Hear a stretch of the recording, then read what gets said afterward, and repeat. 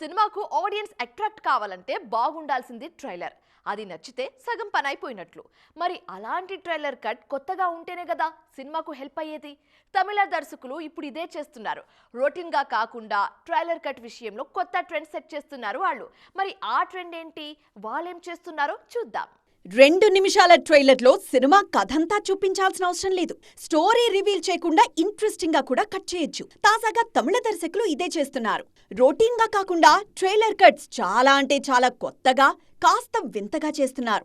మొన్న good bad ugly trailer ను ఇలాగే కట్ చేశారు దర్శకుడు అదిక్ రవిచంద్రన్. ట్రైలర్ ను ఓ మంచి మ్యూజిక్ తో మొదలుపెట్టి అంతా అదే కంటిన్యూ చేశారు.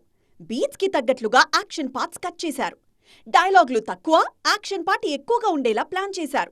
తాజాగా రెట్రో మరో స్టైల్ ఆఫ్ ట్రైలర్ కట్ తో వచ్చింది. కార్తీక్ సుబ్బరాజ్ ఈ సినిమా ట్రైలర్ ను డిఫరెంట్ గా ప్లాన్ చేశారు. రొటీన్ కు భిన్నంగా అనిపిస్తోంది రెట్రో ట్రైలర్. కథ ఎక్కడా బయట పెట్టకుండా రెట్రో ట్రైలర్ కట్ చేశారు makers.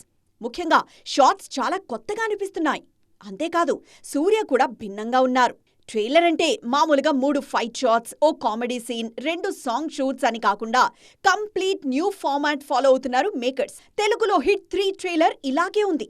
Regular typical Telugu cinema trailers తో పోలిస్తే హిట్ 3 కొత్త ఫార్మాట్ లో ఉంటుంది. చూడ్డానికి ఆసక్తికరంగా ఉంటుంది. యాక్షన్ పార్ట్ ఎక్కువగా కనిపించినా కొత్త పద్ధతిలో ఈ ట్రైలర్ కట్ చేసినట్లు అర్థమవుతోంది. ఈ తరహా ట్రైలర్లోనే అర్జున్ రెడ్డి యానిమల్ కు కట్ చేశారు సందీప్ వంగ. మిగిలిన దర్శకులు కూడా ఇదే ఫాలో అవుతారేమో చూడాలిక.